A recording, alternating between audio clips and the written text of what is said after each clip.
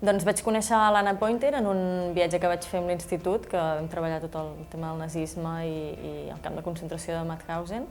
I una de les històries que ens van explicar allà era la de l'Anna Pointer relacionada amb el fotògraf Francesc Boix, que era com el que feia fotografies dins del camp de concentració i a través d'un grup de republicans espanyols treien les fotografies i ell es va dedicar durant tota la Segona Guerra Mundial a amagar els negatius al jardí de casa seva.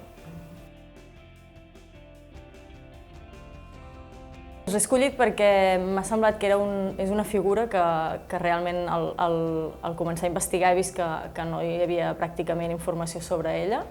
Em va semblar un paper molt important i una manera com d'homenatjar una mica tot el paper de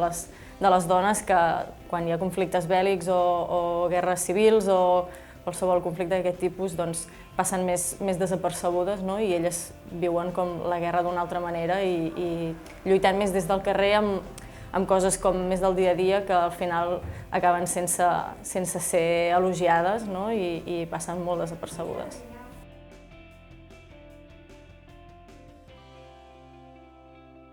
Quan em vau dir de participar-hi vaig començar a pensar diverses opcions sobre dones que m'agradaria fer.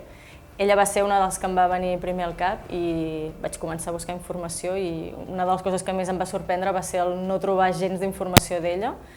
De fet, 2 o 3 pàgines comptades, moltes d'elles en alemany, en les que s'explicava la seva història i s'anomenava com bastant per sobre el seu nom. Sobretot tenint en compte que parteix d'una història que últimament s'ha fet com més coneguda, que és la història del fotògraf, del Francesc Boix, que era un català. I realment va ser un procés molt d'adonar-me que gràcies a no trobar informació d'ella em va fer voler, amb més motiu, representar-la perquè penso que està bé que es doni visibilitat a dones que precisament no han tingut el reconeixement que es mereixien. M'emporto una experiència molt xula en treballar en equip, veure com funcionen gent de diferents àmbits, com es posen en comú per un projecte unitari, que em sembla superbonic i no sé, socialment molt entregat. I m'emporto també una mica de coneixement sobre el fet de conèixer més dones que realment moltes d'elles desconeixia, algunes sí, algunes no, i fins i tot de la meva pròpia. I el fet que em preguntin i jo pugui explicar la seva història em sembla com un homenatge molt xulo.